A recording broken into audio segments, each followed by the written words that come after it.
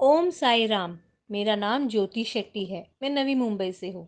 मैं बचपन से ही साईं बाबा की पूजा कभी कभार कर लेती थी। हमारे यहाँ पे एक ब्यूटीफुल सा मंदिर भी था, वहाँ भी जाया करती थी। जब कॉलेज में गई तो हमारे यहाँ पे एक गराज लेन था। वहाँ पे कुछ शॉप वालों ने मिलके एक ब्यूटीफुल सा मंदिर बनाया था। वहाँ मैं एवरी थर्सडे आरती के लिए जाया करती थी। ऑफिस में जाने लग गई, तब समय की दिक्कत होने लगी। बट फिर भी मैं इंश्योर करती थी कि ऑफिस से आते वक्त भले ही मंदिर के बाहर से बाबा को नमन करके ही आती थी। शादी के पहले मैं एक बार शिरडी जाके आई थी, जब मेरा कहीं दूसरी जगह न्यू जॉब लगा था। उसके बाद मेरी शादी हो गई। शादी होने के बाद में मैं और मेरे हस्बैंड दोनों जाके शिरडी जाके आए थे, क्योंकि वो भी साईं बाबा को मानते थे। उसके बाद में हम हर साल शिरडी जाते थे। हम दोनों प्रे करते थे, पर हम उतने अटैच नहीं थे बाबा से जितने अब है। साईं बाबा जी को मानते थे, प्रे करते थे, बट उतना अटैचमेंट नहीं था। धीरे धीरे फिर शिरडी जाना कम हुआ। हमारे यहाँ पे एक बहुत ब्यूटीफुल सा साईं मंदिर है, हम वहीं जाते थे। हम उसी को अपना शिरडी मानते थे। हम यही मानते थे कि साईं बाबा यहाँ हो या वहाँ हो, एक ही है। तो हम यहाँ से ही साईं बाबा को प्रे करने लगे, पर शिरडी आना जाना बहुत कम हो गया। मेरे पति शिप में काम करते हैं और हमेशा से यहाँ पे उनका जॉब रहता था, 6 मंथ वहाँ पे और 2 मंथ्स का लीव। मुझे हमेशा से कुछ सालों पहले से ऐसे लगता था कुछ तो बुरा होने वाला है, पर क्या होने वाला है वो मुझे नहीं पता था। और फिर वही हुआ, कोविड आया। कोविड में जैसे हम सब जानते हैं दुनिया थम गई। मेरे हस्बैंड ने अपने 15 इयर्स का जॉब खो दिया। He was the only earning member in are family. मैंने अपना जॉब बहुत जल्द छोड़ दिया था, क्योंकि मेरी बेटी के बर्थ के बाद में उसकी रिस्पॉन्सिबिलिटी पूरी मुझ पे थी और मेरे हस्बैंड आउट ऑफ इंडिया थे। तो मुझे ये पॉसिबल ही नहीं था काम करना। बट अब सडन इतना ये हो गया कि हमें समझ में नहीं आ रहा था हम आगे क्या करें। जॉब स्टार्ट होगा नहीं होगा, कब होगा, कैसे होगा, कैसे फैमिली को चलाए, क्या करे, सब कुछ एक बड़ा क्वेश्चन हो गया था। मेरे हस्बैंड मेरे फैमिली में उनके माँ बाप के इकलौते बेटे थे। मेरी एक ननद थी जो कुछ सालों पहले किडनी की इलनेस की वजह से उनकी डेथ हो गई थी। मेरे हस्बैंड ने उनकी फैमिली को बहुत सालों तक संभाला भी था। उनके डेथ होने के बाद में उनकी बेटी की रिस्पॉन्सिबल एंटायरली हम पे आ गई। वो जॉब पे थी, अब उसको रिश्ते की बात करनी थी। कोविड में जॉब नहीं था और उसे एक रिश्ता आ गया। अब रिश्ता आ गया, उसे जॉब भी करना है। हमें समझ में नहीं आ रहा था हम क्या करें। पर सारे रिस्पॉन्सिबिलिटी के साथ में हमें सब कुछ निभाना था। घर देखना था, बेटी की पढ़ाई, उसकी शादी, सब कुछ। मैं बचपन से ही बहुत ही रिलीजियस लड़की थी। पूजा पाठ करना मुझे बहुत पसंद था और वो मैं दिल से करते हो। साईं बाबा के 11 वचन मैं बचपन से ही बोलती थी। इस समय एक दिन मैं साईं बाबा के 11 वचन बोल रही थी और बोलते बोलते उस वाक्य पे आ गई। त्याग शरीर चला जाऊंगा, भक्त तेरे को भक्त हेतु दौड़ा आऊंगा। ये लाइन बोलते ही मैं रुक गई। मैं बहुत नाराज़ थी, क्योंकि बहुत परेशानी में थी। जॉब नहीं था, सब कुछ देखना था।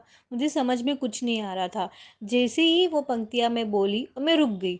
और मैंने कहा बाबा को, बाबा आप तो हमेशा बोलते हैं कि मैं दौड़ा चला आऊँगा। मैं इतने सालों से, इतने वर्षों से आपसे प्रे करते आई हूँ। मैं इतने बुरे वक्त में हूँ, अब मुझे मदद के लिए नहीं आओगे तो कब आओगे? ये पंक्तियाँ क्या सिर्फ बोलने के लिए ही लिखा था? क्या ये सच में कभी नहीं होगा? और मैंने अपनी पूजा रोक दी और मैं आ गई। मैं उस चीज़ को भूल गई फिर कंप्लीटली, और मैं अपने रोज़मर्रा की लाइफ में बिज़ी हो गई। बट टू माय सरप्राइज़, उसी दिन रात को मैंने सपने में क्या देखा, बहुत अंधेरा है और कोई चल के आ रहा है मेरे सामने। वो कोई और नहीं थे, साईं बाबा थे। इतना खूबसूरत चेहरा, उनके चेहरे में इतना तेज था, उनके फेस में इतनी करुणा थी। वाइट कलर की कफनी पहने हुए, एक हाथ से उन्होंने कफनी पकड़ा था और दूसरे हाथ से मुझे आशीर्वाद दे रहे थे और बोल रहे थे, पेशेंस रख, सबूरी रख, सब ठीक हो जाएगा। मानो मेरे सामने वो खड़े हैं, मतलब मैं उनको सामने देख रही हूँ। और उनके चेहरे में जो तेज था मैं बता नहीं सकती। और मैं फटाक से उड़ गई। सुबह का वक्त था शायद। उसके बाद से मुझे बहुत से ये होने लग गई कि कभी कभी नहीं आए बाबा मेरे सपने में, और अब आके इतना अच्छा दर्शन। फिर मैं बहुत पढ़ने लगी, गूगल करने लगी, यूट्यूब वीडियोस देखने लगी और जानने लगी साईं बाबा के बारे में, उनके मिरेकल्स के बारे में। ऐसे बहुत सी स्टोरीज़ मैं सुनने लगी और दिन ब दिन मेरा विश्वास उनकी तरफ बढ़ने लग गया। फिर मैंने सोचा फिर मैंने सुना साईं बाबा के 9 व्रत के बारे में। मैंने सोचा क्यों ना मैं कर लूँ, शायद कुछ अच्छा हो जाए करके। और मैंने मेरे हस्बैंड से बात कर ली। मेरे हस्बैंड उस वक़्त इतने आस्तिक नहीं थे। पूजा पाठ कभी कभार कर लेते थे पर मेरे इतने आस्तिक नहीं थे। मेरे हस्बैंड ने बोला ठीक है कर लो, जो भी तुम्हें चाहिए मैं सब ला के दूंगा, पर मुझसे एक्सपेक्ट नहीं मत करना कि मैं भी 9 दिन 9 गुरुवार का उपवास करूं। मैंने मेरे हस्बैंड के जॉब के लिए वो व्रत किए थे। मैंने 9 गुरुवार दिल से वो उपवास किए, सुबह शाम पूजा करती थी, सब कुछ अच्छे से किया मैंने। जब 9वां गुरुवार था उस दिन सुबह जल्दी उठ के खिचड़ी बना के, मिठाई बना के, पूजा पाठ करके मैंने वो बुक्स लिए और मैं बाहर चली गई सबको बांटने के लिए, प्रसाद देने के लिए। साईं बाबा मंदिर गई, वहाँ पे कुछ मुझे लोग मिले, उनको मैंने खाना दिया, बुक दिया और मुझे बहुत अच्छा लगा, मानो जैसे बाबा ने मेरी पूजा ही स्वीकार कर ली हो। कुछ महीने पहले मुझे एक जॉब मिला था वर्क फ्रॉम होम। जिसके अंडर मैं काम करती थी वो इंसान बहुत ही रूड था और बहुत एरोगेंट टाइप का था और बहुत मुझे सुनाता रहता था। लेकिन मैं करती थी क्या, सैलरी भले ही कम हो पर कुछ तो इनकम आ रहा है। उस वक्त मुझे जॉब की बहुत ज़रूरत थी और उस दिन मैं इतनी खुश थी, मेरा 9 गुरुवार का व्रत हो गया। और सडनली दोपहर को जब मैंने उसको कॉल किया कि मुझे मेरा जो काम है वो दे देना, आज का जो दिन का काम है रिपोर्ट बनाना, तो उसने कहा कि मैंने किसी और को रख लिया। And I was shock. मैंने बोला ऐसे कैसे रख लिया, आपने तो कोई नोटिस भी नहीं दिया मुझे और ये जॉब मुझे पहचान से मिली थी। वो बोला नहीं बस रख लिया।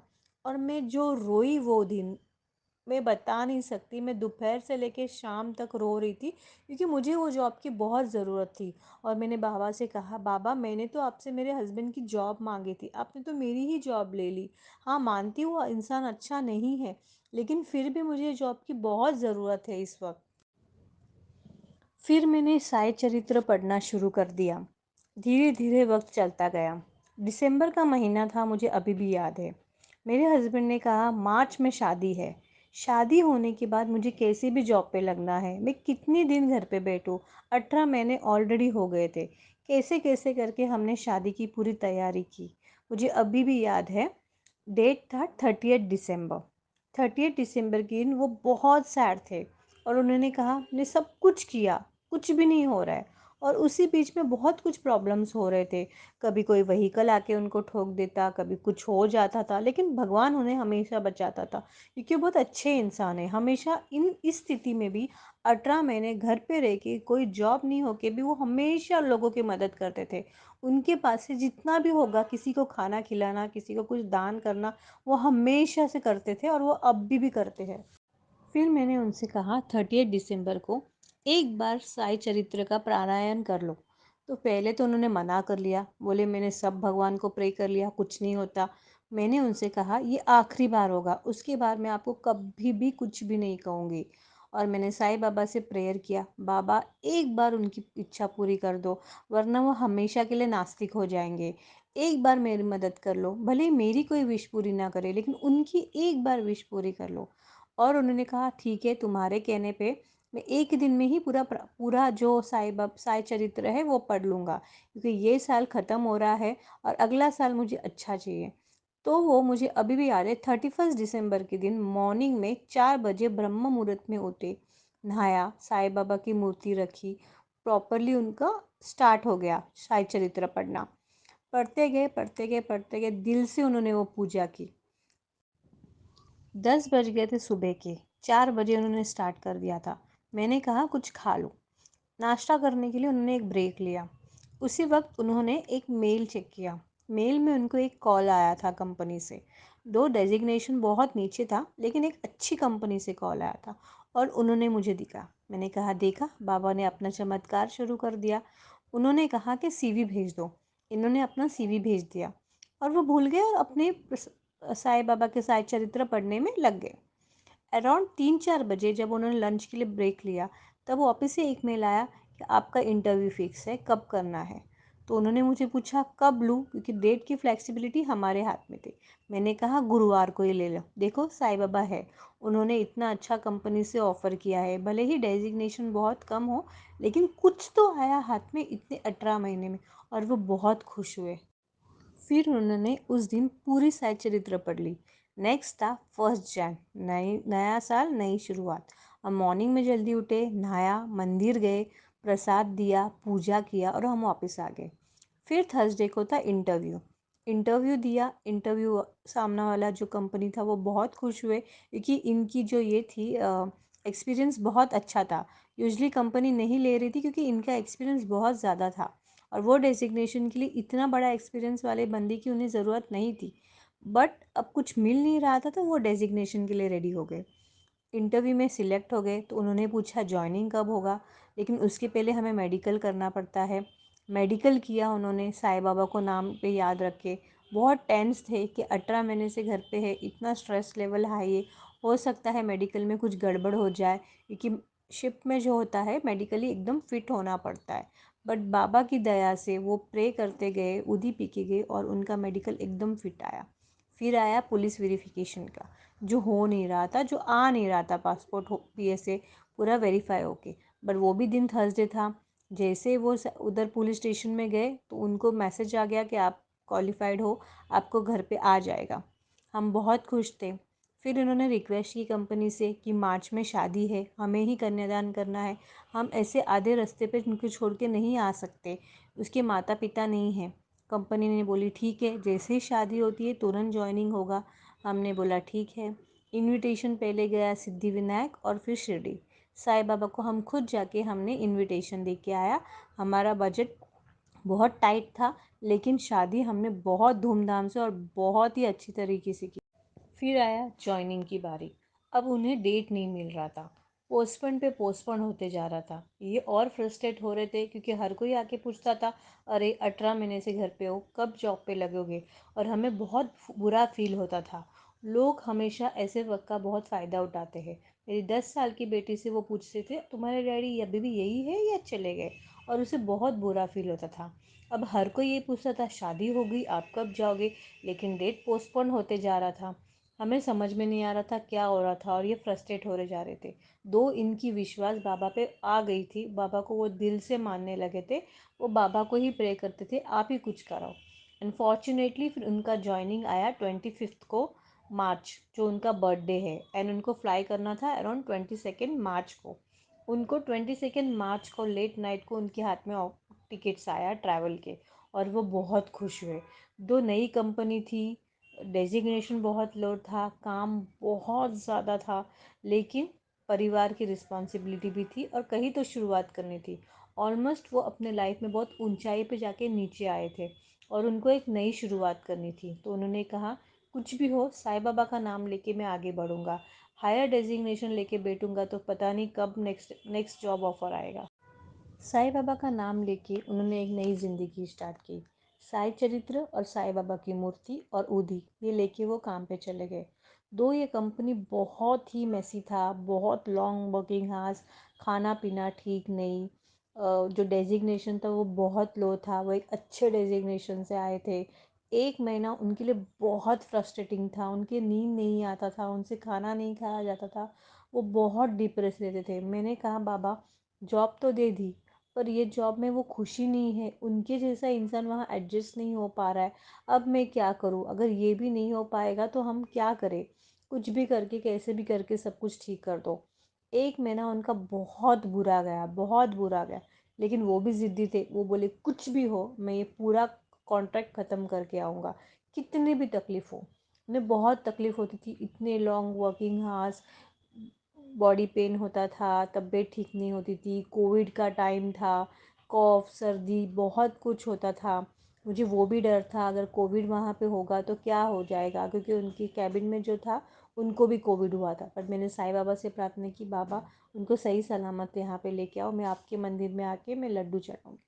और उन्होंने वो 5 महीने का जो कॉन्ट्रैक्ट था वो निकाला, पर उन्हें कुछ नहीं हुआ। और जब वो आए वो बहुत खुश थे, बोले भले ही डेजिग्नेशन कम हो लेकिन मुझे बाबा ने कुछ तो दिया। सैलरी वाइज बहुत अच्छा था, तो इसलिए वो बोले भले ही मेहनत करने पड़े, जो इतना 18 महीने का लॉस हुआ है मुझे वो रिकवर करना है, फैमिली को कुछ बेच देना है, और वो काम करने लग गए। इस तरह से बाबा की वजह से हमें एक नई ज़िंदगी मिली, नई पहचान मिली। लेकिन जब से हम दोनों साईं बाबा से इस बार दिल से जुड़े हैं ना, बाबा हमेशा से हमारे साथ में थे। हर दिन एक मिरेकल होता है, हर दिन वो हमारी मदद करते हैं। अब मानो हमारा दिन भी साईं बाबा से शुरुआत होता है और रात भी। जब भी कोई तकलीफ़ हो ना, साईं बाबा आके बता देते हैं और हमें उस चीज़ से बाहर निकालते हैं। रिसेंटली 2 महीने पहले मेरे साथ में कुछ एक मिरेकल जैसा हुआ। मुझे दोनों लेग्स में बहुत पेन हो रहा था। मैं नॉर्मल मॉर्निंग वॉक करती थी और पता नहीं ऐसे सडन सा क्यों दोनों पैर में इतना पेन होता था कि मैं वॉक ही नहीं कर पाती थी। थोड़े दिन बीत गए पर वो पेन सबसाइड हो ही नहीं रहा था। फिर एक दिन मुझे बहुत पेन हो रहा था और उसी वक्त मेरे डैडी का ट्रीटमेंट चल रहा था हॉस्पिटल में। तो मुझे एवरी सेकेंड डे डैडी को हॉस्पिटल लेके जाना पड़ता था। मुझे बाकी सब भी काम था, घर का काम, ऑफिस का काम, बच्चे को देखना, सब कुछ। तो बहुत हेक्टिक हो रहा था। तो मैं एवरी डे शाम को साईं मंदिर जाती हूँ मेरे घर के पास। तो उस दिन भी मैं गई और मैंने बाबा से कहा, बाबा मेरा ठीक होना बहुत ज़रूरी है। अगर मैं ठीक रहूँगी तो ही मैं मेरे पिताजी का ख्याल रख पाऊँगी, हॉस्पिटल लेके जाऊँगी। अगर मैं ही ठीक नहीं तो मैं उनका ख्याल कैसे रखूँ। और मैंने माथा टेक दिया, जो उनका पादुका होता है। रात का समय था, आरती भी हो गया था, वो लोग ऑलमोस्ट सब फूल हार सब निकाल रहे थे। मैंने माथा टेका और मैं वहाँ से निकल गई। निकलने के बाद में मैं मार्केट चली गई, लाइक यूजुअल जो मेरा रहता है रूटीन। मैं ऑलमोस्ट 10 शॉप में गई होगी और मुझे रास्ते में कम से कम 5 से 7 लोग मिले होंगे जो मुझसे मेरे सामने रुक के मुझसे उन्होंने बात किया। मैं बहुत सारे शॉप में गई, मैंने सब मेरा शॉपिंग किया जो डेली है, मार्केट एंड ऑल दैट। और मैं घर आई ऑलमोस्ट 1 घंटे बाद। आते वक्त मैं सोची, अरे अब तो मुझे थोड़ा पेन कम लग रहा है और मैं वॉक कर पा रही हूँ। मैं 1 घंटा मैंने आज वॉक किया। और जब मैं घर पे आई तो मेरी बेटी ने बोला, प्लीज़ आके अपनी फेस मिरर में देख लो। और जब मैंने मिरर देखा तो एक फ्लावर मेरे माथे पे चिपका था। जब मैंने वो पादुका को वो किया था, बेंड किया था, नमन किया था, तो वो एक सूखा फ्लावर मेरे माथे पे चिपक गया था।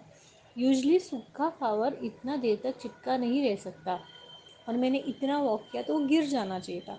गीला फ्लावर, फ्रेश फ्लावर फिर भी ठीक है, या पसीने की वजह से चिपका रह सकता है, लेकिन ये तो नॉर्मल पॉसिबल ही नहीं था।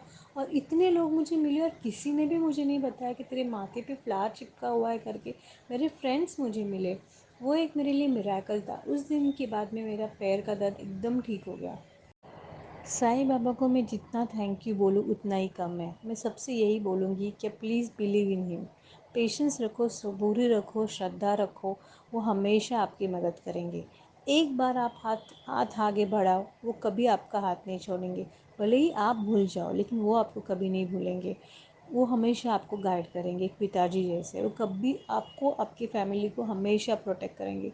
बाबा की वजह से हमें एक नया लाइफ मिला है, नया आइडेंटिटी मिला है। उनकी वजह से मेरे घर में इतनी बरकत आई है, इतनी नई नई चीज़ें हम ले पा रहे हैं। हम उस स्टेटस में है कि हम, बाबा हमसे वो चीज़ करवा रहे हैं कि हम किसी और की मदद कर सके। जब बुरा वक्त था तो कोई नहीं आया, जिसकी हमने बहुत मदद की उसने भी मुंह फेर लिया। किसी ने कुछ दिया नहीं, इनफैक्ट जिसने दिया वो वापस लौटाने से मना किया। किसी ने एक जॉब पे नहीं लगाई, इतने रिक्वेस्ट करने के बाद भी। वो बाबा थे जो मेरे बुरे वक्त में मेरे को मदद किया। ये उनका जो ऋण है मैं कभी नहीं चुका पाऊँगी बाबा का। और मेरे मरते दम तक मैं उनकी हमेशा ही एहसानमंद रहूँगी। तो बिलीव करो, मिरेकल्स सुनो, मिरेकल्स शेयर करो। बहुत आपको बहुत यूज़फुल होगा। जब आप बुरे वक्त पे चलोगे ना, जब आप ये मिरेकल्स सुनते हो ना, तो आपको बहुत हिम्मत मिलती है। और वही मिरेकल्स जब आप शेयर करते हो ना, तो दूसरों को हिम्मत देती है। आप एक भी इंसान को इन्फ्लुएंस कर सकते हो, बाबा की महिमा सुना सकते हो ना, तो नथिंग लाइक इट। ओम साई राम।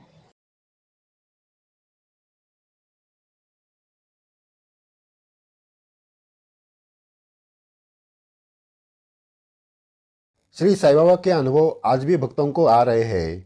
आगे भी ऐसे अद्भुत अनुभव आपको सुनाए जाएंगे। अगर आपने ये चैनल सब्सक्राइब नहीं किया तो ज़रूर कीजिए। वीडियो शेयर करके अपने बाबा की लीला सुनाएं। ये सही सेवा है। जय साईं राम।